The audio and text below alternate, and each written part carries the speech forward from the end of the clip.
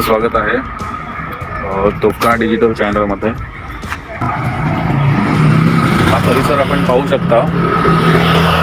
हा आहे Navghar police station Thane आणि हा रोड म्हाडा कॉलनीमध्ये जातो।